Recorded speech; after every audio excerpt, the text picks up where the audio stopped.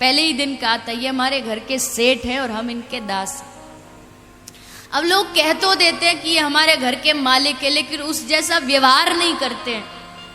अब घर का मालिक कैसे रहता है? एकदम ठाट बाट से रहता है। एक मैया के घर हम गए तो माता जी बोली कि मेरे तो ठाकुर जी सब कुछ हैं, यही घर के मालिक है, मैं तो इस घर की नौकरानी हूँ, मालिक तो ये है। तो मैंने सोचा बड़ा अच्छा भाव है माता जी का, कि इतना मन में भाव है कि ठाकुर जी मालिक है। अच्छा चलिए मालिक के दर्शन तो करा दीजिए। तो मालिक के दर्शन कराने लेके गए, जाके देखा तो मालिक के कपड़े भी फटे पड़े थे, ठाकुर जी के कपड़े भी फटे और मैले पहने हुए थे, और मैया हाथों में हीरे की चूड़ियां अंगूठियां। मैंने कहा माता जी पहली बार कोई ऐसा मालिक देखा जो मालिक फटे कपड़ों में और नौकर एकदम हीरे मोती से जड़ा हुआ हो। अब केवल कहने के लिए कह दिया कि हाँ जी ये हमारे मालिक है, और कोई उनके ऊपर ध्यान नहीं, कोई उनको देखभाल नहीं, कोई उनको खिलाना पिलाना नहीं। रोज भगवान को खिलाते क्या है? एक कटोरी माखन उसमें मिश्री, एक कटोरी माखन उसमें मिश्री। ठाकुर जी भी इतनी मिश्री खाते पता नहीं इनको शुगर ना हो जाए, इतनी मिश्री खाते, रोज मिश्री रोज मिश्री। अब आपको कोई रोज मिश्री खिलाए तो सोचो क्या होगा, रोज ड्राई फ्रूट्स खिलाए तो सोचो क्या होगा। जैसे आप अपने स्वाद के लिए हर रोज भोजन बदल बदल के खाते हो, वैसे ठाकुर जी को भी भोजन बदल बदल के खिलाए। भगवान के सामने रख दी मिश्री और कहते ठाकुर जी ये खा लेना, और हम बोले हम जा रहे पार्टी में, हम आराम से मालपुए खा के आएंगे, आप इसी में काम चलाओ। ये काय का प्रेम है? जब तक उनको अपना प्रेम न्यौछावर नहीं करोगे तो किस बात का प्रेम? जो घर में भोजन बनता है पहले वो ठाकुर जी को अर्पित होना चाहिए।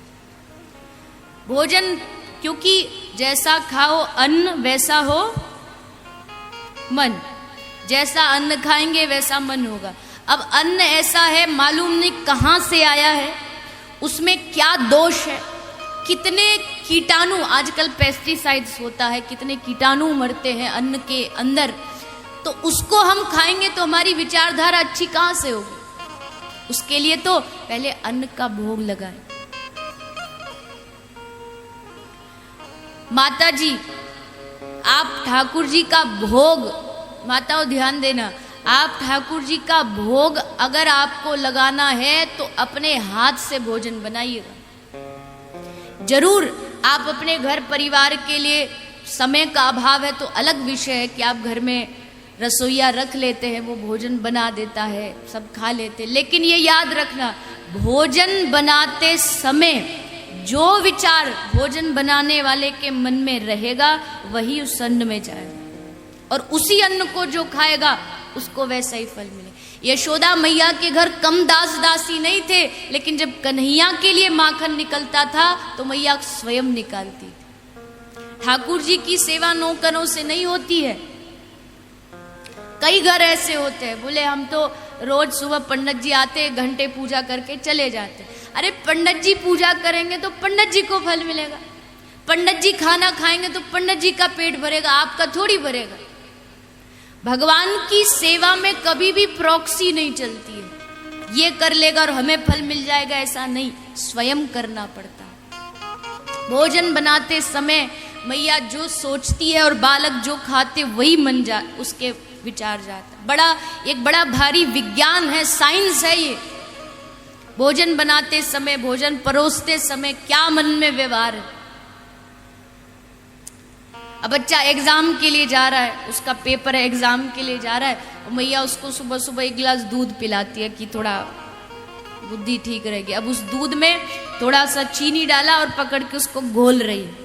अब घोलते घोलते में थोड़ा तो टाइम लगता है चीनी घुलने में। अब घोलते घोलते सोच रही है, क्या सोच रही है?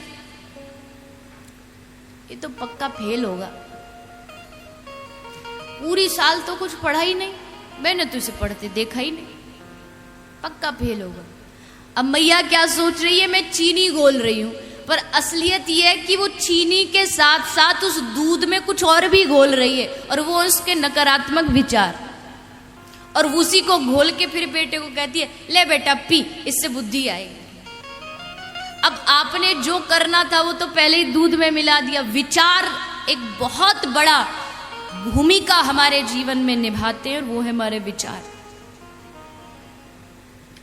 इसलिए भोजन बनाते समय हमेशा भगवत नाम चलता रहे, ताकि नाम उच्चारण होता रहे, वो भाव भोजन में जाए, और बच्चे खाएं तो उनके हृदय में भी यही भावना जाए।